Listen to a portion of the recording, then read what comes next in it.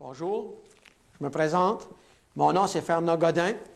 Je suis le pasteur de l'Église évangélique baptiste de Tursault. C'est une joie pour moi aujourd'hui de vous parler d'une personne qui s'appelle Jésus-Christ, celui qui est venu dans ce monde pour nous sauver. Nous avons tous fêté Noël, nous avons tous fêté Pâques, donc nous connaissons ces fêtes. Mais ça ne veut pas dire que nous comprenons exactement la signification de ces fêtes. Premièrement, vous savez que Noël, c'est la naissance du Fils de Dieu. La naissance de celui qu'on appelle le Roi des Rois, le Seigneur des Seigneurs, le Dieu Tout-Puissant qui s'est humilié en devenant homme, comme chacun d'entre nous, pour accomplir notre salut. La Bible nous enseigne clairement que l'homme, il est pécheur, qu'il est séparé de Dieu et qu'il est mort d'une façon spirituelle. Et nous trouvons dans la parole de Dieu le salut d'une façon très claire. Dieu a un plan pour chacun d'entre vous. Et c'est cette occasion qui m'est donnée cet après-midi de pouvoir vous présenter ce merveilleux plan que Dieu a pour chacun d'entre vous. J'avais utilisé ce tableau cet après-midi pour vous présenter cela. Maintenant, je voudrais que vous soyez à l'écoute, que chacun de vous, vous puissiez vraiment vous concentrer sur ce message que je vais vous donner cet après-midi, qui va vous parler d'une façon très claire du salut. J'en suis sûr que vous allez comprendre que Jésus-Christ vous aime, premièrement d'un amour éternel, d'un amour inconditionnel, que Dieu vous aime tel que vous êtes. Et c'est tel que nous sommes que nous devons aller à Jésus-Christ. Et c'est le Seigneur Jésus-Christ qui nous transforme. C'est lui qui change nos cœurs. La Bible nous dit qu'il enlève notre cœur de pierre et qu'il nous donne un cœur de chair. Avant d'aller sur le tableau, je voudrais quand même vous donner un peu l'histoire de la Bible. Pour beaucoup de personnes, la Bible, c'est un livre qui est écrit par des hommes. C'est un livre qui a beaucoup d'erreurs, il y a de la vérité, il y a aussi beaucoup d'erreurs, mais c'est certainement pas un livre qui dit toute la vérité. Maintenant, je vais vous rappeler une chose, c'est que la Bible, premièrement, c'est la parole de Dieu. C'est Dieu qui a parlé. Dieu a parlé aux hommes et les hommes ont écrit. Les hommes n'ont pas écrit ce qu'ils ont voulu écrire, mais ils ont écrit ce que Dieu les a dit d'écrire. Nous voyons, par exemple, dans l'Apocalypse, que Dieu dit à Jean d'écrire ce que tu vois et ce que tu entends, écris-le dans un livre et envoie-le aux 7 églises.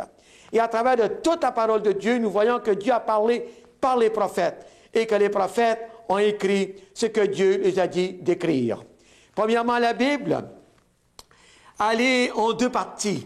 On peut la diviser en 2, entre l'Ancien Testament et le Nouveau Testament. Ou on peut dire l'Ancienne Alliance et la Nouvelle Alliance. Premièrement, l'Ancienne Alliance, l'Ancien Testament, c'est écrit pour les Juifs et c'est écrit en hébreu. Et le Nouveau Testament, ça s'adresse à vous et à moi, ça s'adresse à toute la nation et c'est écrit en grec. Maintenant, la Bible aussi, elle est divisée en 2, mais elle est composée de 66 livres.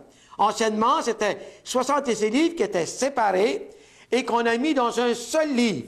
Et c'est pourquoi qu'on dit que la Bible vient du mot, ou si vous voulez, la bibliothèque vient du mot Bible.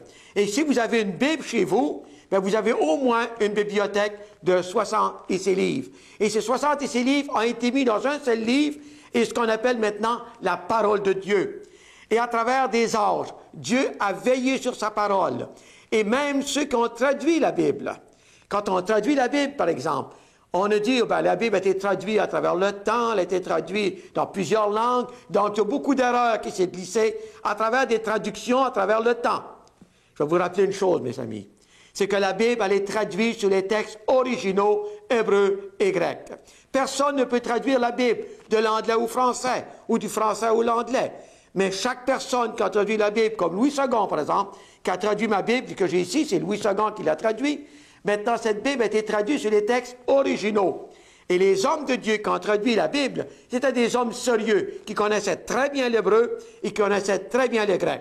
Et ils ont fait ça d'une façon sérieuse. C'est des hommes qui aimaient Dieu, c'est des serviteurs de Dieu, et ils ont traduit la parole de Dieu afin qu'on l'aille dans notre langue. Maintenant, comme vous avez dit tout à l'heure, c'est un livre sérieux. Maintenant, si vous avez une Bible chez vous, je vous exhorte, je vous encourage à la lire. Une Bible fermée, vous savez, ça ne vaut pas grand-chose. C'est comme si le docteur vous donne des médicaments, quand vous êtes malade, et vous prenez ces médicaments, vous les placez dans votre armoire, et vous ne prenez jamais vos médicaments, ben vous ne serez jamais guéri. Maintenant, la parole de Dieu, une Bible fermée, elle ne peut pas vous parler. La Bible, c'est Dieu qui nous parle. Et quand vous lisez la Bible, Dieu vous parle. C'est exactement comme si quelqu'un vous écrit une lettre. Hein? Quand vous recevez une lettre de quelqu'un, et quand vous lisez la lettre, mais c'est comme si la personne était aux côtés de vous, qu'elle vous parlait. Et même, vous pouvez téléphoner à votre mère, dire « J'ai reçu une lettre de mon frère ». Et votre mère va dire « Qu'est-ce qu'il vous dit sur la lettre? » Ou « Qu'est-ce qu'il t'écrit? » Maintenant, la lettre que vous avez reçue d'un ami et que vous lisez, c'est la même chose comme si c'était la personne qui était aux côtés de vous qui vous parle. Maintenant, la Bible, je vais vous rappeler aussi une chose, c'est quand on va au palais de justice et avant d'être passé comme témoin, on vous rappelle une chose, que vous devez jurer sur la Bible. Vous mettez la main sur la Bible, comme quoi vous allez dire la vérité, parce que vous avez la main sur la vérité. Pourquoi vous pensez qu'on utilise la Bible dans les palais de justice? Quand on l'utilise, par exemple, quand on a une élection, on a vu, par exemple, le président des États-Unis, après qu'il ait été élu, avant d'entrer en fonction, on lui rappelle qu'il doit jurer sur la Bible, comme quoi ce qu'il va servir son pays avec fidélité. Maintenant, on l'a vu aussi avec nos premiers ministres ici au Canada. Pourquoi on fait cela? Parce que la Bible est un livre vrai. On n'a rien trouvé sur la terre de vrai, sauf la Bible. Et quand on jure sur la Bible de dire la vérité, on ne dit pas la vérité, on va vous accuser de parjure. Et on va vous rappeler une chose, n'oubliez pas que vous avez juré sur la Bible. Maintenant, pourquoi on le fait? Parce que c'est un livre vrai. Maintenant, je vais passer sur le tableau. Vous allez me suivre. Je vais vous présenter ce merveilleux salut. Maintenant, je vous encourage à suivre attentivement ce que j'ai à vous partager cet après-midi. Que le Seigneur vous bénisse maintenant. Maintenant, sur le tableau, je vais vous faire un dessin. Vous savez, on a toujours dit qu'un dessin, ça vaut 1000 mots. Maintenant, j'en suis sûr qu'avec ce dessin, vous allez mieux comprendre. Maintenant, si vous voulez me suivre, pour commencer, je vais vous présenter qu'il y a Dieu. Vous savez que Dieu, la Bible nous dit que Dieu n'a ni commencement ni fin. Dieu, il est éternel. Tout ce qu'on voit, il y a eu un commencement. Dieu a créé le ciel, la terre, le soleil, enfin tout ce qu'on voit, il y a eu un commencement. Bien, Dieu, il est de toute éternité. Dieu n'a ni commencement ni fin. Demandez-moi pas de vous expliquer ça, je ne suis pas capable. C'est un mystère, je le crois, puisque c'est la Bible qui le dit. Maintenant, Dieu, il y a beaucoup de gens qui vont vous dire, ben Dieu, ben c'est une puissance. Moi, je crois que Dieu, c'est une puissance. C'est bien. On va dire, Dieu, c'est une puissance. Donc, si Dieu est une puissance, on va dire que Dieu, c'est la puissance du bien. OK. Donc, Dieu, c'est la puissance du bien. Et Dieu, dans sa grâce, c'est Dieu qui a créé toutes choses. Les anges ont été créés par Dieu.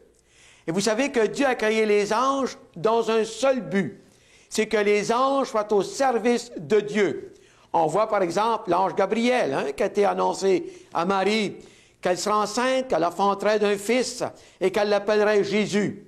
On a aussi Michaël, qui est le chef des armées de Dieu. On a des chérubins, on a beaucoup de catégories d'anges. Mais vous savez que les anges ont été créés par Dieu. Ils ont eu un commencement, mais ils n'auront jamais de fin. Et chacun d'entre nous, nous sommes créés, la Bible nous dit, à l'image de Dieu. Nous sommes tous éternels. Il n'y a personne d'entre nous, l'esprit que Dieu nous a donné ne meurt pas. Elle est éternelle. Soit qu'on est sauvé éternellement avec Dieu, ou qu'on est perdu éternellement. Mais des deux côtés, on est éternel. Et c'est la raison pour laquelle je voudrais aujourd'hui vous présenter le salut, afin que vous ayez, vous aussi, la joie, la paix que j'ai dans mon cœur. Parce que j'ai accepté Jésus-Christ comme mon Sauveur, Seigneur et comme mon Maître depuis déjà 25 ans.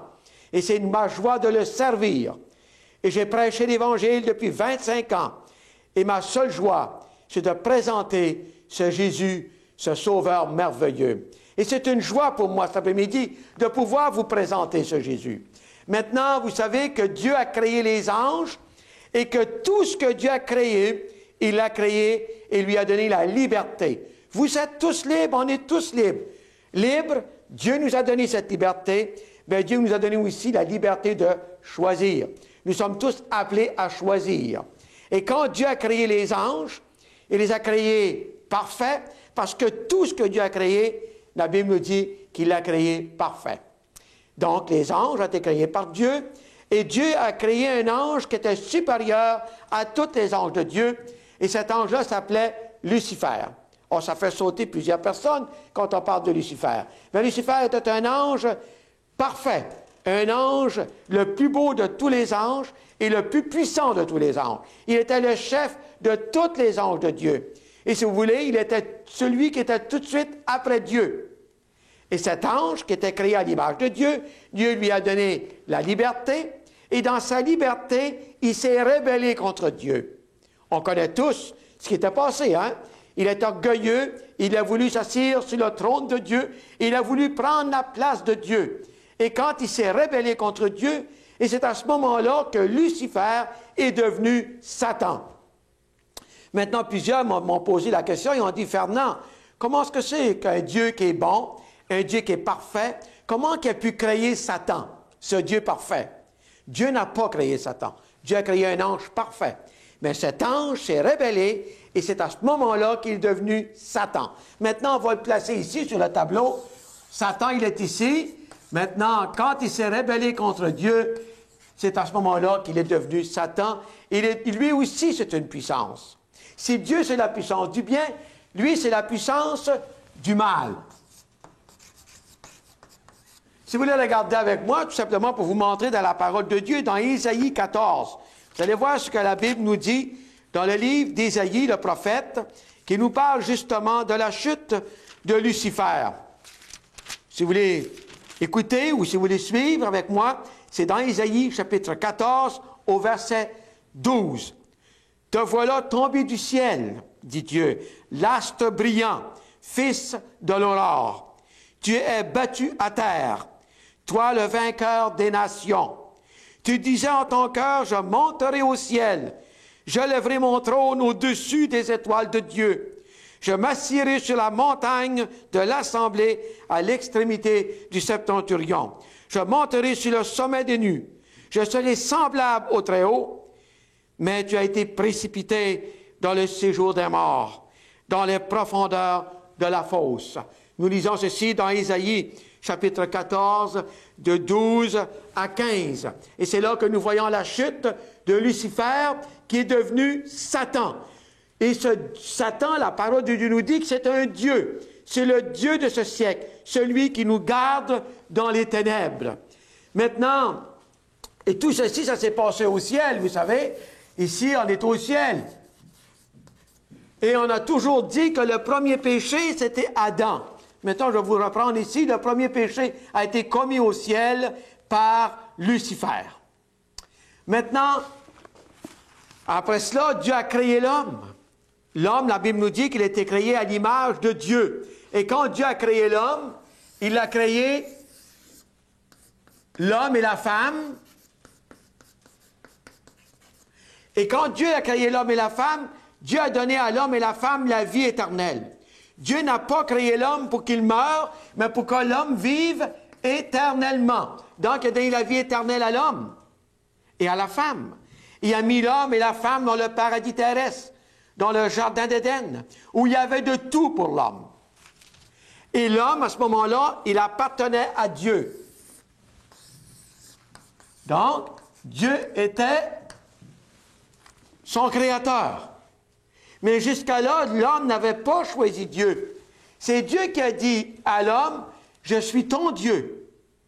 Tu m'appartiens, je t'ai donné la vie éternelle. » Mais rien de tout cela, l'homme n'a rien demandé de tout ça. C'est Dieu qui lui a donné. Dieu lui a donné la vie éternelle d'une façon temporaire pour un temps. Mais Dieu a mis l'homme et la femme devant un choix, afin que l'homme et la femme choisissent entre la vie ou la mort, entre Dieu ou Satan. Et Dieu a donné à l'homme et la femme la pleine liberté. Et nous voyons dans la parole de Dieu, premièrement dans le livre de Genèse, chapitre 2 et le verset 15. Suivez avec moi dans le livre de Genèse, chapitre 2 et le verset 15. Nous dit, « L'Éternel Dieu forma l'homme de la poussière de la terre, il souffla de ses narines un souffle de vie, et l'homme devient une âme vivante. » Quand Dieu a créé l'homme, Dieu a soufflé dans les narines de l'homme, et Dieu lui a communiqué sa vie. Dieu lui a donné la vie éternelle. Il l'a donnée à l'homme et à la femme pour un temps. Et ensuite, il a placé l'homme devant un choix. Et au verset 15, nous lisons ceci. Dieu prit l'homme et le plaça dans le jardin d'Éden pour le cultiver et pour le garder. Dieu donna ordre à l'homme. Tu pourras manger de tous les arbres du jardin, mais tu ne mangeras pas de l'arbre de la connaissance du bien et du mal, car le jour où tu en mangeras, tu mourras certainement. Maintenant, Dieu a placé l'homme ici, et Dieu a donné un ordre à l'homme. Il a dit à l'homme, j'ai placé dans le jardin d'Éden de tous les arbres, avec toutes les sortes de fruits pour toi. Tu as absolument tout dans le jardin d'Éden pour toi. Mais j'ai mis un arbre au milieu du jardin. C'est l'arbre de la connaissance du bien et du mal. Et le jour où tu prendras de l'arbre défendu, tu mourras. C'est à ce moment-là que tu choisiras librement entre la vie et la mort, entre Dieu ou Satan. C'est toi qui choisiras qui tu vas avoir pour Dieu. Soit Dieu, soit Satan, ou encore si tu veux garder la vie ou si tu veux la perdre. Mais Dieu a donné à l'homme une pleine liberté entre ce choix. Donc l'homme connaissait très bien les conséquences. Dieu lui a dit, voilà ce qui va t'arriver si tu es désobéi. Il n'y avait rien de mal dans l'arbre. L'arbre était le moyen par lequel Dieu prenait pour que l'homme puisse choisir entre Dieu ou Satan. On ne peut pas choisir si on n'a rien devant nous. Donc il y avait de tous les arbres, mais cet arbre, Dieu lui avait formellement défendu de y toucher. Ensuite, la Bible nous dit, au chapitre 3 de Genèse, le serpent était le plus rusé de tous les animaux des champs que l'Éternel Dieu avait fait. Et il dit à la femme, Dieu a-t-il réellement dit, vous ne mangerez pas de tous les arbres du jardin? La femme répondit au serpent, nous mangerons du fruit des arbres du jardin, mais quant au fruit de l'arbre qui est au milieu du jardin, Dieu a dit, vous n'en mangerez point et vous ne toucherez point de peur que vous ne mouriez. La Bible nous dit que Satan, il est rentré dans un serpent. La Bible nous dit que le serpent était le plus rusé de tous les animaux des champs que l'Éternel Dieu avait créé, avait fait. Vous savez que le serpent, avant le péché, le serpent marchait sur 4 pattes. Il était le plus beau des animaux, il était le plus rusé, et c'est après le péché que Satan a perdu ses pattes, vous voulez, où il a commencé à ramper sur la terre. Maintenant, ici, le serpent, puisqu'il était rusé, il vient à la femme, il commence par semer le doute. Il dit à la femme, est-ce que Dieu a réellement dit, vous ne mangerez pas de tous les arbres du jardin? Vous savez que Satan, il est le spécialiste du doute. Il vient mettre le doute dans le cœur. Maintenant, il voulait tout simplement dire à la femme, est-ce que tu as bien compris? Est-ce que c'est bien ça que Dieu t'a dit? Et vous savez que le doute va tout simplement vous donner une petite histoire ici qui va vous faire comprendre. Souvent, des fois, je pars de chez moi avec mon épouse, on barre les portes avant de partir, parce qu'on a toujours peur ici, qu'on arrive et que beaucoup de choses sont parties. Hein? On vit dans un monde tellement violent, dans un monde méchant qu'il faut se préparer pour toutes choses. Maintenant, avant de partir, on barre les portes, on s'en va, et puis ma femme me dit souvent, « Chérie, as-tu barré la porte? » Je lui ai dit, « Oui, j'ai barré la porte. »« Et tu es sûr que tu l'as barré? »« Ben oui, je suis certain. Certain, je l'ai fait. »« T'es sûr? » Là, je ne suis plus certain. Là, elle a semé dans mon cœur le doute. Souvent, je suis obligé de revenir, aller vérifier la porte. Qu'est-ce que ma femme a fait? Elle a mis dans mon cœur le doute. Et c'est exactement ce que Satan essaye de faire avec Ève. Est-ce que Dieu a réellement dit, tu ne mangeras pas de tous les arbres du jardin? Peut-être que tu n'as pas bien compris. C'est peut-être pas tout à fait ça que Dieu a dit. Mais regardez la réponse de Ève. La femme répondit au serpent, nous mangeons du fruit des arbres du jardin, mais quant au fruit qui est au milieu du jardin, Dieu a dit, vous ne mangerez point, vous ne toucherez point, de peur que vous ne mouriez. Elle a très bien compris que Dieu avait donné cet ordre et qu'il ne fallait absolument pas qu'elle touche à cet arbre. Regardez maintenant, Satan revient pour une deuxième fois. Alors le serpent dit à la femme, vous ne mourrez point. Mais Dieu sait que le jour où vous en mangerez, vos yeux s'ouvriront et que vous serez comme Dieu, connaissant le bien et le mal. Voyez-vous, la Bible nous dit que Satan, dans le chapitre 8, verset 45, la Bible nous dit que Satan, il est menteur. Il est le père du mensonge. Il ment. Il dit à la femme, non, tu ne mourras point. Mais Dieu sait que le jour où tu en mangeras, tes yeux s'ouvriront et tu seras comme Dieu.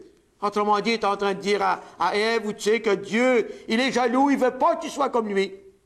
Bien, moi, je te dis que si tu prends de l'arbre défendu qu'il y a là, tu ne mourras pas, mais tu seras comme Dieu.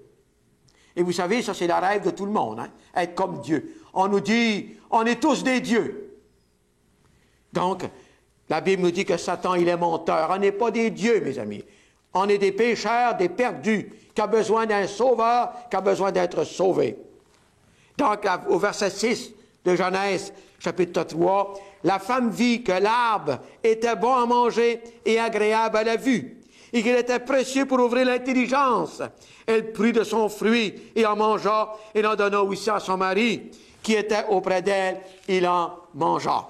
Maintenant, ici, je vais vous rappeler une chose, c'est que Dieu avait donné un ordre, que le jour où tu en prendras, tu mourras.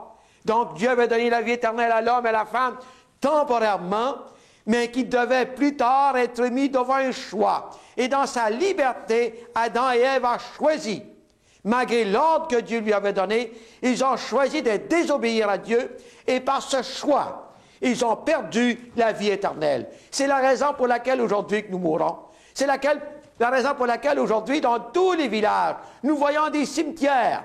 Il y a une église, il y a un cimetière. Partout, il y a des cimetières. C'est parce que c'est le salaire du péché. Parce que l'homme a péché. Parce que l'homme a péché. Il a perdu la vie éternelle. Il est passé de la vie éternelle à la mort. Maintenant, nous sommes ici et nous sommes morts devant Dieu. Donc, et parce que nous sommes morts, que l'homme et la femme ont choisi, à partir de ce jour-là, Satan est le père de tous les hommes. Ça, c'est la pire des nouvelles. Et quand je présente le salut aux gens, il lève ici quand je leur présente ça. Voyons, Fernand, on est tous des enfants de Dieu. Voyons que ce que tu dis là, on n'est pas. C'est pas Satan qui est notre père, c'est Dieu qui est notre père. Erreur.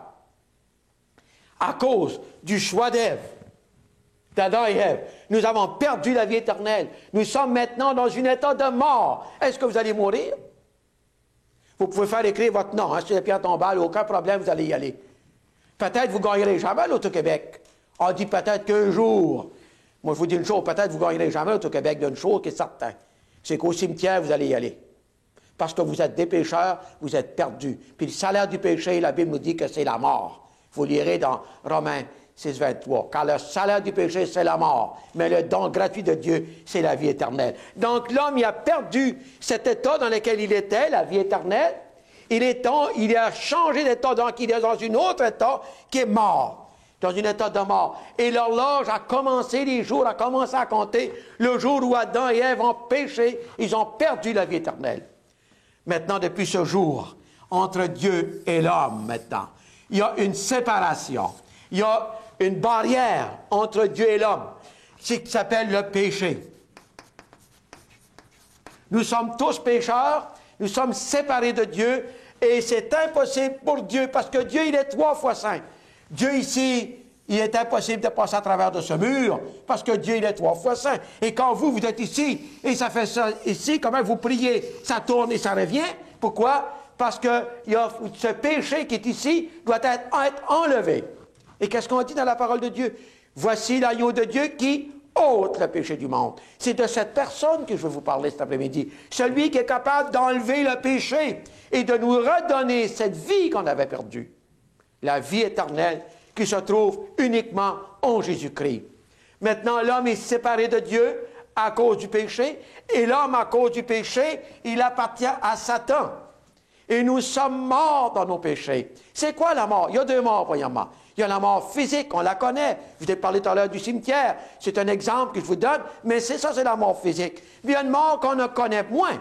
C'est la mort spirituelle, la mort de l'âme, la mort à cause du péché. C'est-à-dire, à cause du péché, l'homme, il est séparé de Dieu. Je vais vous donner un exemple. Un exemple que j'ai un fils. Et puis que ce fils m'a donné beaucoup de misère. Ce fils est dans la drogue, il m'a ruiné, et j'ai tout fait pour l'aider. Et malgré tout ça, il n'a rien voulu savoir. Et un jour, j'ai dit à mon fils, à partir d'aujourd'hui, sors de ma vie. Je ne veux plus rien savoir de toi. À partir d'aujourd'hui, tu es mort. Qu'est-ce qui s'est passé avec mon fils? C'est qu'il est arrivé, qu'il est arrivé des choses assez graves. Malgré tout ce que j'ai fait pour l'aider, il n'a pas voulu se laisser aider. Donc, j'ai fini par dire, sors de ma vie, je ne vais plus rien savoir de toi, à partir de ce jour, tu es mort. On entend cette chose tous les jours. Hein? On voit cette chose, on peut nier quelque chose. Ce qui est arrivé avec Dieu, à cause que l'homme a péché, Dieu a dit maintenant, tu es mort, tu es séparé de moi. L'homme est séparé de Dieu à cause de son péché. Maintenant, ça, c'est la deuxième partie. Je voudrais maintenant vous présenter tout à l'heure la troisième partie, c'est-à-dire ce que Jésus-Christ est venu faire pour nous sur cette terre. Maintenant, je voudrais aussi vous parler de l'amour de Dieu. Vous savez, on a toujours parlé du bon Dieu. Dieu y est bon. Et combien de fois j'ai entendu, voyons, Dieu ne peut pas envoyer personne en enfer, Dieu y est bon. C'est le bon Dieu. Je vais vous dire une chose, mes amis. C'est vrai que Dieu y est bon. Il est le seul qui est bon. Mais Dieu aussi, il est juste. Il ne faut pas oublier la justice de Dieu non plus. Donc, si Dieu est bon, la justice, l'amour, il faut qu'il soit aussi juste. Et dans sa justice, il a jugé le péché, il a condamné, mais aussi, il a pourvu au salut. Celui qui a condamné le péché, c'est celui qui nous a sauvés dans la personne même de Jésus-Christ. Maintenant, si on continue sur le tableau, premièrement, l'amour de Dieu, je vais quand même vous citer un verset, hein? Jean 3,16, un verset qu'on connaît très bien. Dans l'Évangile de Jean, chapitre 3, verset 16, nous dit « Car Dieu a tant aimé le monde qu'il a donné son Fils unique, afin que quiconque croit en lui ne périsse point, mais qui ait la vie éternelle. » Dieu ne nous a pas donné une religion. On n'avait pas besoin de religion. On a trop de religion. Ce que Dieu nous a donné, c'est la personne de son Fils, Jésus-Christ. Et quand vous allez mourir, que vous allez serez devant Dieu, Dieu va vous poser la question, « Qu'as-tu fait de mon Fils, celui qui est mort à la croix? » Alors peut-être que vous l'avez eu dans votre cou, peut-être qu'il était pendu au mur chez vous, mais ce n'est pas suffisant. Il faut qu'il soit dans votre cœur. C'est là que Dieu doit régner dans le cœur de l'homme. Et dans Romains, chapitre 5, verset 8, nous dit que Dieu prouve son amour envers nous, parce que lorsque nous étions encore des pécheurs, Christ est mort pour nous. Donc, Dieu nous a prouvé son amour en nous donnant son Fils. Dieu a été juste. Il a condamné le péché et dans sa justice, il nous a donné un sauveur. Maintenant, c'est ce Jésus que je vais vous présenter cet après-midi. Jésus, il est né ici, sur la terre, sur la même terre que nous. Jésus, il est né ici. Bien, il est le seul qui est né sans péché. Donc, Jésus est né à côté du péché. Il est le seul qui est né, qui est parfait. Il est né sans péché. C'est la raison pour laquelle il est né d'une vierge. Il n'est pas né, il n'a pas été conçu de Joseph et de Marie. Mais la Bible nous dit qu'il a été conçu du Saint-Esprit. Il a été mis dans le sein de Marie. Marie lui a donné un corps. Et Marie est la mère de Jésus, comme Jésus sauveur, la mère de Jésus homme. Mais Marie n'est pas la mère de Dieu. Dieu n'a pas de mère. Si Dieu a une mère, donc c'est plus Dieu. Vous avez une mère? Votre mère était là avant vous. Maintenant, si Dieu a une mère, moi j'ai un problème ici. Là. Mais Jésus, comme homme, il y a eu un commencement. Marie est sa mère. Et nous respectons Marie comme étant la mère de Jésus. Mais Marie aussi, elle a eu besoin d'un sauveur. Parce qu'elle aussi, elle est née perdue comme tous les autres. Elle est née pécheresse comme tous les autres. Maintenant, voici que Jésus-Christ, il est né sur la terre ici, parmi les hommes, sans péché. Il a vécu parmi les hommes pendant 33 ans qu'il était sur cette terre. Et la Bible nous dit qu'il n'a jamais péché, ni dans ses pensées, ni dans ses paroles, ni dans ses actions. Il est le seul qui a marché sur cette terre, qui a fait la volonté de Dieu, qui a gardé les commandements de Dieu, qui a été agréable à Dieu, qui a fait la volonté de Dieu, en ayant un corps comme le vôtre et comme le mien. La différence qu'il avait entre Jésus et vous, entre Jésus et moi, c'est que Jésus était sans péché. Mais il avait un corps d'homme comme le mien. Il a souffert dans son corps d'homme. Il a eu faim. Il a eu peur. La Bible nous dit, quand dans le jardin de Gethsémani, avant d'aller à la croix, que Jésus était angoissé. Maintenant, Jésus est né dans ce monde pour mourir pour chacun d'entre nous, pour nous donner cette vie nouvelle en Jésus-Christ. Maintenant, Jésus-Christ, en étant né ici, en étant homme, il a dû lui aussi être mis devant un choix. Il a dû choisir comme homme, pas comme Dieu, mais comme homme. Et on lit dans l'Évangile de Luc, chapitre 4. Si vous voulez lire avec moi, l'Évangile de Luc, chapitre 4. On ne lira pas tout le chapitre parce il nous manque du temps. Maintenant, on voit ici que Jésus a été tenté de la même façon que Adam et Ève. Regardez ce que le diable lui dit. Le diable, l'ayant élevé, lui montra un instant tous les royaumes de la terre. Et le diable, il dit à Jésus, « Je te donnerai toute cette puissance et la gloire de ces royaumes, car elle m'a été donnée et je la donne à qui je veux. » Ici, on doit vous rappeler que Satan rappelle à Jésus que tout le monde lui appartient, que tous les royaumes de la terre sont à lui.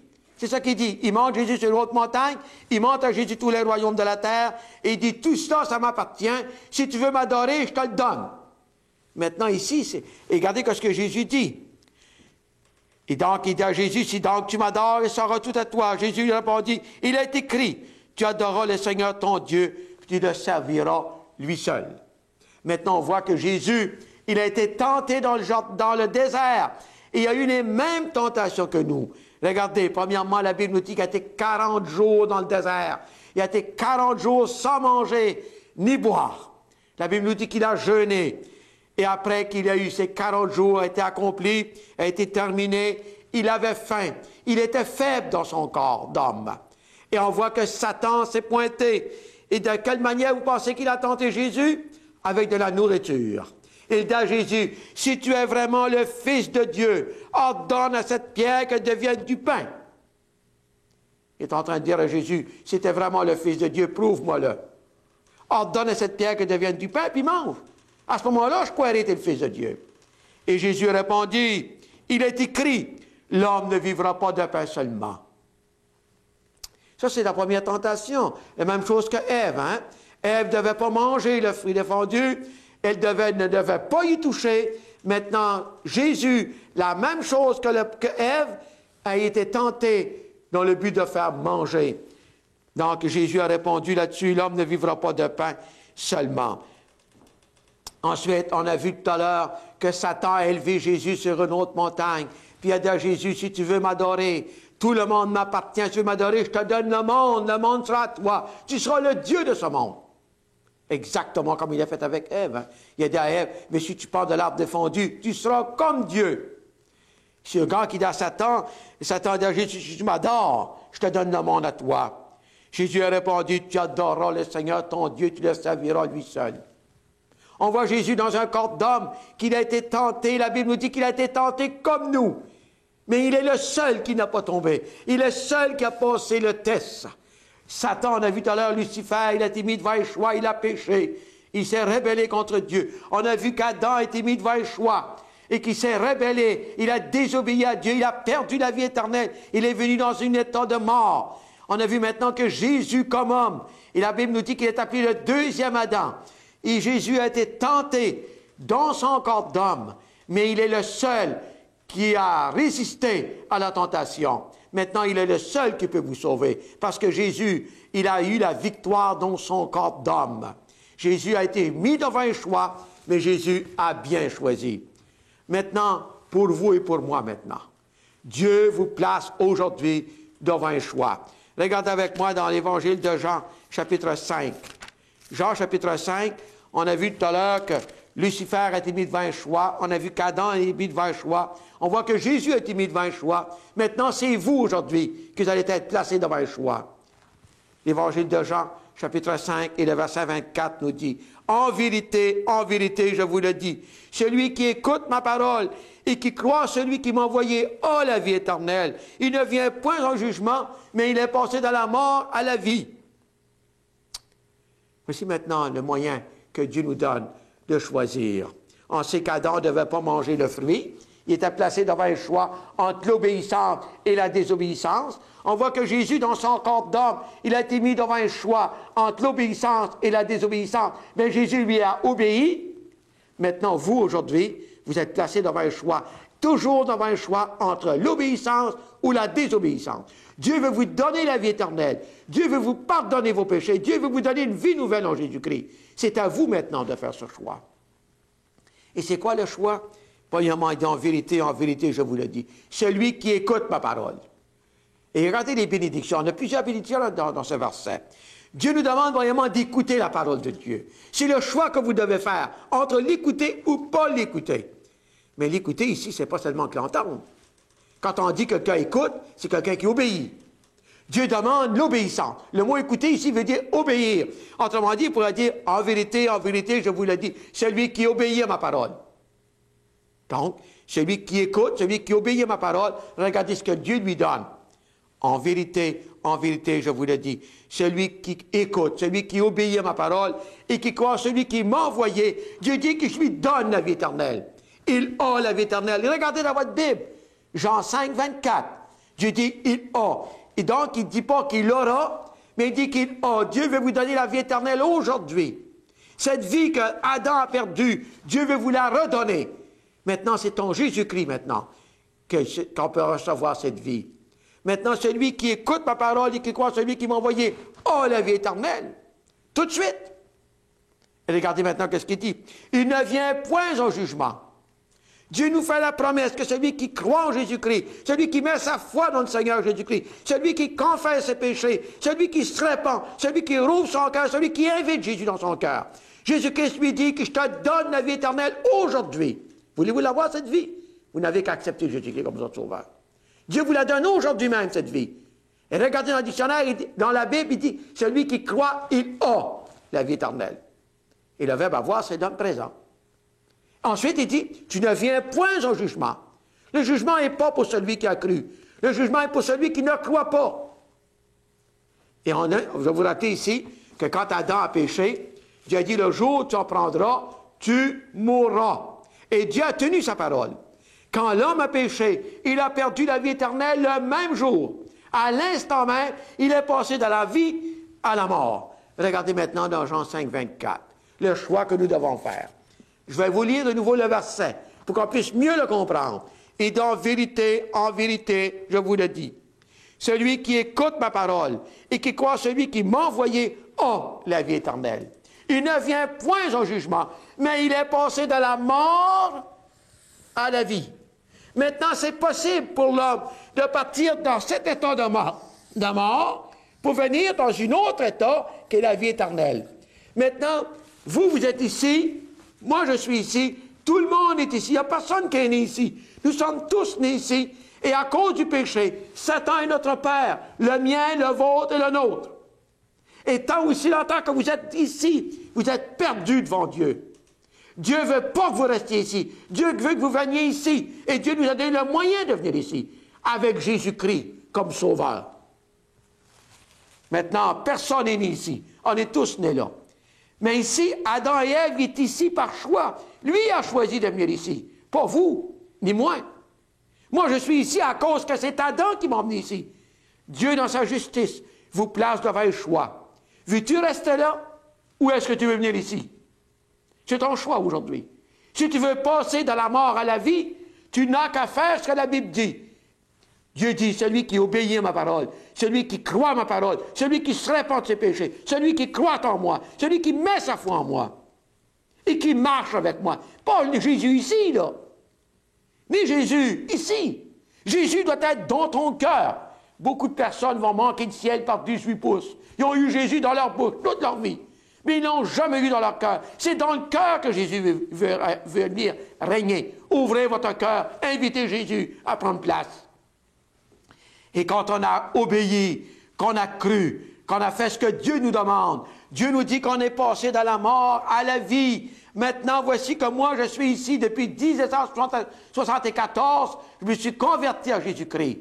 Je suis né en 1940 de la chair. Mais en 1974, je suis né de nouveau et je suis ici maintenant. J'ai la vie éternelle, cette vie nouvelle qui se trouve en Jésus-Christ. Et ça, c'est mon choix. Là, ce n'était pas mon choix, mais ici, ça l'est. J'ai choisi. Maintenant, aujourd'hui, ceux qui écoutent la cassette, vous allez à choisir. Si vous dites non, vous allez rester dans la mort, mais ce sera ton choix.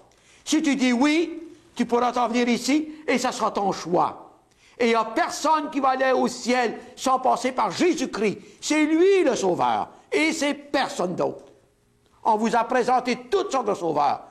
La Bible nous dit qu'il n'y a qu'un seul sauveur. Il n'y a aucun autre nom qui a été donné parmi les hommes par lequel nous devrions être sauvés, Acte 4, 12. Jean 14, 6 nous dit, Jésus a dit, je suis le chemin, je suis la vérité, je suis la vie. Nul ne vient au Père que par moi. Maintenant, pour être sauvé, pour passer d'ici à là, il faut mettre sa foi en Jésus-Christ. Mais la Bible nous dit qu'il faut naître de nouveau. Il faut avoir une deuxième nature, une deuxième naissance. Et être né de nouveau. Regarde avec moi dans Jean chapitre 3. Jean chapitre 3, Jésus-Christ parle avec Nicodème, un chef religieux, ce qui est équivalent à un évêque aujourd'hui, vous savez. Et cet homme de Dieu, cet homme qui connaissait très bien la loi de Moïse, ne connaissait pas Jésus-Christ. Regardez, mais il y a un homme, chapitre 3, verset 1er, mais il y a un homme d'entre les pharisiens nommé Nicodème, un chef des Juifs, qui vient, lui, auprès de Jésus de nuit, et lui dit, Rabbi, nous savons que tu es un docteur venu de Dieu, car personne ne peut faire ces miracles que tu fais si Dieu n'est avec lui.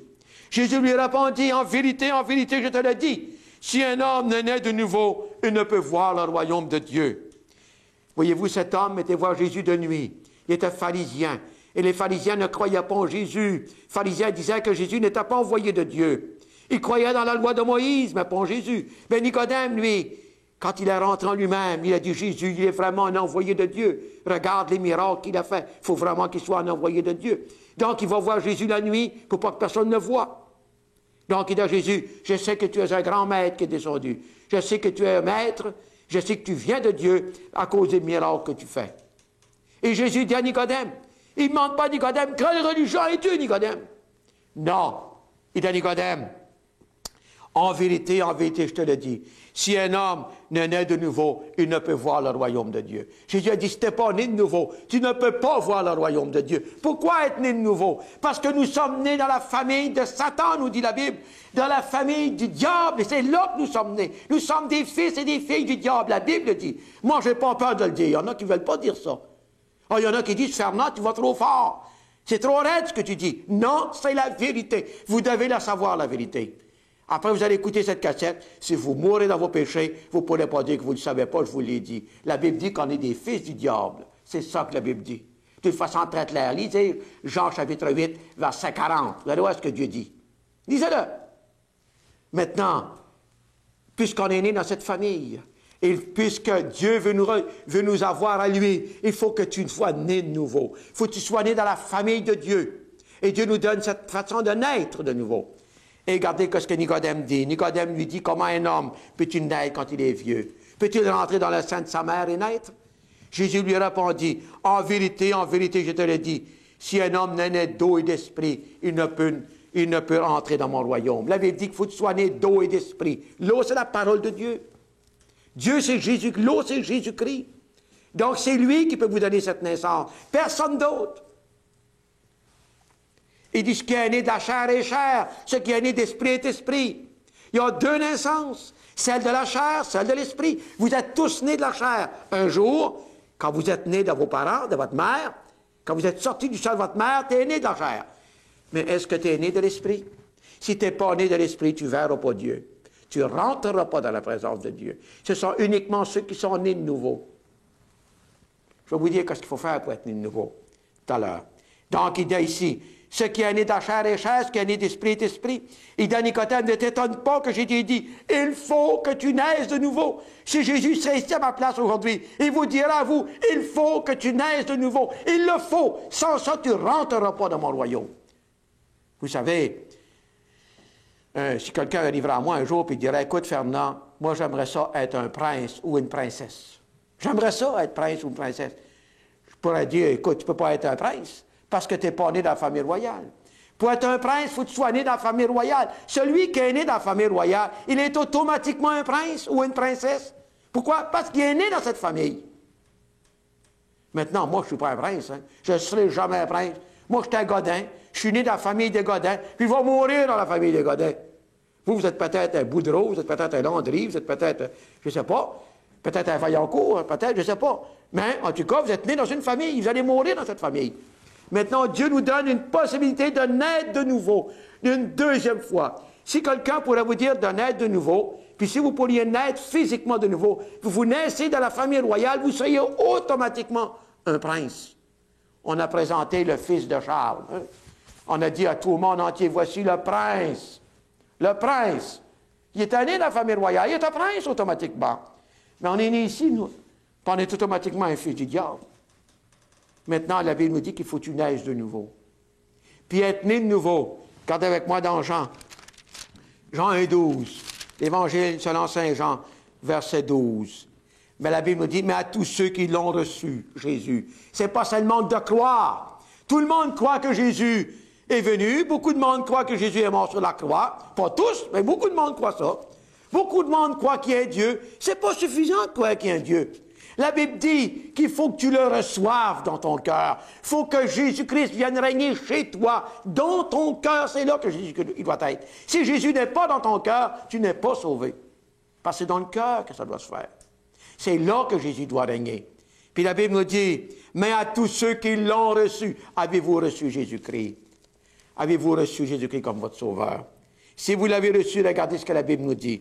Mais à tous ceux qui l'ont reçu, à ceux qui croient en son nom, elle a donné le pouvoir de devenir enfant de Dieu. Dieu nous dit qu'on a le pouvoir de devenir enfant de Dieu. Donc, on ne l'était pas, puisqu'il nous donne le pouvoir de devenir.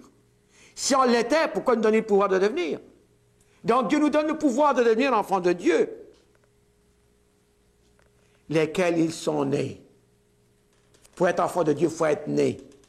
Il nous dit, non du sang, ni de la volonté de la chair, ni de la volonté de l'homme, mais de Dieu. La deuxième naissance est une naissance de Dieu. Nous sommes nés de Dieu. Là, Dieu est notre Père. Par ma deuxième naissance, on a dit tout à l'heure, ce qui est né de la chair est chair, ce qui est né de l'esprit est esprit. Maintenant, quand un homme il est né deux fois, la deuxième fois, c'est une naissance de la chair. Vous dites tout à l'heure, m'était converti en 1974. Mais en 1940, je suis né de la chair. Je suis né pécheur, perdu. Je suis né, puis j'étais un enfant du diable, quand la Bible nous dit. Mais en 1974, il y a quelqu'un qui m'a parlé de Jésus-Christ. Comme moi, je vous en parle. Et ce jour-là, j'ai compris que Jésus-Christ était mort à la croix pour moi. C'était pour moi qu'il était mort, pas pour tout le monde, pas pour moi. Et ce jour-là, j'ai fait de Jésus le sauveur de ma vie. J'ai fait de Jésus le Seigneur de ma vie. Et je crois fermement de tout mon cœur que Jésus-Christ, il est mon sauveur. Il n'y a personne qui est assez puissant sur la terre pour venir me dire le contraire. Parce que c'est Dieu qui l'a dit. Celui qui croit en moi vivra même s'il meurt. J'ai la promesse de Dieu qu'il n'est plus possible maintenant de mourir pour moi. Parce que quand je partirai de cette terre, j'irai vivre avec mon sauveur. Celui qui vit éternellement. Jésus a dit, celui qui croit en moi vivra. Celui qui croit en moi, il est parfaitement sauvé. Dieu vous donne cette chance aujourd'hui de naître une deuxième fois. Est-ce que tu es né de nouveau? Est-ce que tu as reçu Jésus-Christ comme ton sauveur? La Bible nous dit, si tu ne l'as pas reçu, tu es encore dans tes péchés. Tu es encore perdu. Maintenant, voilà cette partie que j'ai voulu faire avec vous cet après-midi pour vous présenter ce merveilleux salut. C'est-à-dire, vous avez placé devant un choix entre celui qui croit, je vous ai rappelé tout à l'heure, entre Adam, ensuite Lucifer, Adam, Jésus, qui a tout mis devant un choix, mais que Jésus a bien choisi. Maintenant, le choix aujourd'hui, c'est vous que vous devez le faire. Il a dit, en vérité, je vous l'ai dit, celui qui écoute ma parole et qui croit celui qui m'a envoyé a la vie éternelle, il ne vient pas en jugement, mais il est passé de la mort à la vie. Jésus a dit, celui qui n'a pas le Fils de Dieu, il est perdu. Et la Bible nous dit, dans Apocalypse 4, 20, il nous dit, voici, je me tiens à la porte et je frappe. Si quelqu'un entend ma voix et ouvre la porte, j'entrerai chez lui, je souperai avec lui et lui avec moi. Jésus, cet après-midi, frappe à votre cœur. Au moment où vous écoutez cette cassette, je ne sais pas si c'est l'après-midi ou le soir ou le matin, mais au moment où vous attendez cette cassette, ce message, Dieu frappe à ton cœur. Dieu veut rentrer dans ton cœur. Dieu veut être ton sauveur. Il veut te sauver parfaitement. Est-ce que tu es prêt à ouvrir ton cœur pour le recevoir comme ton sauveur? Maintenant, afin que vous puissiez mieux comprendre le salut, nous avons une illustration que nous allons vous présenter tout à l'heure, afin que vous puissiez mieux comprendre que dans la parole de Dieu, la Bible nous parle de deux chemins. Un chemin qui est large et spacieux, qui nous mène à la perdition. Vous avez un autre chemin, la Bible nous dit qu'il est étroit. Ce chemin-là nous conduit à la vie éternelle, nous conduit au ciel. Si vous avez une Bible chez vous, vous invitez à regarder dans Matthieu, chapitre 7 et le verset 13, qui nous dit ceci. « Entrez par la porte étroite, car large est la porte, spacieux est le chemin qui mène à la perdition. Il y a beaucoup qui rentrent par là. Mais étroite est la porte, resserrez le chemin qui mène à la vie. Il y en a peu qui vont le trouver. Maintenant, la parole de Dieu nous parle de ces deux chemins. Donc, on a toujours entendu parler de cela, hein? Le chemin large et spacieux, mais ce chemin nous mène à la perdition. C'est le chemin facile. Donc, nous sommes nés sur ce chemin-là. Et quand on se convertit au Seigneur Jésus-Christ, on change de route, on change de chemin. Jésus a dit, « Je suis le chemin, je suis la vérité, je suis la vie. Nul ne vient au Père que par moi. » Donc, je voudrais que vous regardiez avec moi cette illustration qui va vous montrer d'une façon assez claire ces deux chemins. Donc, nous avons cette illustration. Regardez bien cette illustration avec moi maintenant. Et vous, comme vous voyez ici, nous avons un cadre qui est assez clair, qui vous montre qu'il y a ces deux chemins. Donc, les deux chemins dans lesquels la Bible parle, vous avez ici le chemin large. Le chemin large et spacieux, mais ce chemin nous conduit directement dans les temps de feu. Les temps de feu, c'est l'enfer dans lequel la Bible nous parle. La Bible parle d'un deuxième chemin, le chemin qui nous mène à la vie éternelle, le chemin qui nous emmène dans la maison du Père. Ce chemin, il est ici. C'est le chemin, dans Jean 14, 6, qui nous dit, Jésus a dit, « Je suis le chemin, je suis la vérité. » Maintenant, pour être converti, il faut changer de route. Vous êtes nés sur le chemin large et spacieux, et quand on se convertit, nous changeons de route. Maintenant, on va regarder un peu plus près, si vous voulez bien, de cette illustration, afin que vous puissiez mieux le comprendre. Mais dans l'ensemble ici, je voudrais quand même que vous regardiez, vous avez les temps de feu ici, qui est l'enfer. Maintenant, il faut absolument éviter de ne pas aller dans cet état de feu. Mais pour ne pas aller dans les temps de feu, il faut prendre le chemin qui nous emmène à Dieu. Maintenant, nous avons un gros plan qui va vous montrer d'une façon plus claire. Vous allez voir d'une façon plus claire ce qu'il en est de ces deux chemins. Vous avez premièrement le chemin large. Je vais vous parler premièrement de ce chemin dans lequel nous sommes tous nés sur ce chemin. Comme vous voyez ici, vous avez beaucoup de personnes. Tous ces gens sont nés, vous et moi, sur ce chemin. Se convertir, c'est tout simplement changer de route, changer de chemin. Mais tant qu'on n'est pas converti, on est sur ce chemin qui nous emmène tranquillement chaque jour, à tous les fois, chaque jour on vieillit, chaque année, et chaque jour on s'approche de plus en plus de l'éternité. Maintenant, comme vous voyez, ce chemin continue toujours à descendre de plus en plus vers le gouffre, vers les temps de feu dans lesquels la Bible parle. On continue toujours, on ne se préoccupe pas de Dieu, on n'a pas besoin de Dieu, on a du plaisir sur ce chemin. Donc Dieu, on n'a absolument pas de besoin. Mais n'oubliez pas que vous approchez toujours de plus en plus de la fin. Et quand vous voyez ici des personnes, vous voyez des gens, ici c'est une illustration de ces personnes qui sont jetées en enfer. Vous n'avez qu'à regarder dans la Bible, dans l'Apocalypse, chapitre 21, verset 15, nous dit que tous ceux qui ne sont pas inscrits dans le livre de vie furent jetés dans les temps de feu. Vous avez ici une vue d'ensemble de ce qui en est de ces flammes. Maintenant, Jésus-Christ, il est mort à la croix afin que personne n'aille dans ces temps de feu. Jésus-Christ ne veut pas que vous alliez là. C'est pourquoi qu'il est mort à la croix pour vous. Maintenant, vous devez changer de route. Vous avez ici les flammes de l'enfer. Vous avez aussi, au-dessus des flammes, vous avez un autre chemin.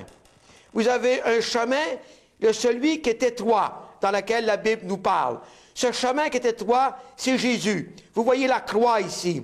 Donc, c'est le pont qui nous mène d'un côté, de l'autre, au-dessus de ce gouffre, au-dessus de ce précipice qui est l'enfer. Donc, c'est ce chemin, c'est ce pont. Aucune religion peut vous emmener de l'autre côté. C'est Jésus seul qui peut le faire. Jésus a dit, c'est moi le chemin. Donc, se convertir, c'est partir de ce chemin ici pour aller dans ce chemin étroit et ce chemin qui va vous conduire jusqu'à Dieu. Moi, je suis sur ce chemin depuis déjà 25 ans. Et ce chemin, nous continuons toujours, et quand nous arrivons à la fin de notre vie, nous nous retrouvons dans la présence même de Dieu. Vous avez ici une illustration de ce qui en est du ciel. Donc, c'est là où je vais terminer, c'est là où est mon éternité. Où est la vôtre? Est-ce que votre éternité est ici ou est-ce que votre éternité est dans les temps de feu? C'est à vous maintenant de choisir. Je vais vous donner aujourd'hui cette occasion de vraiment choisir. Maintenant, pour se convertir, il faut premièrement reconnaître qu'on est pécheur, qu'on est perdu. Si vous n'êtes pas convaincu dans votre cœur que vous êtes pécheur, bien, vous n'avez pas besoin d'un sauveur, puisque Jésus-Christ est venu pour sauver le pécheur. Maintenant, pour ceux qui croient dans leur cœur qu'ils ont brisé la loi de Dieu, qu'ils méritent le jugement, qu'ils sont perdus, maintenant Jésus-Christ peut venir en aide. Jésus-Christ peut devenir aujourd'hui votre sauveur. Après avoir reconnu que vous êtes perdu, il faut aussi reconnaître que votre religion, n'importe laquelle, ni la vôtre, ni la mienne, peut vous sauver. Aucune religion a le pouvoir de sauver l'homme.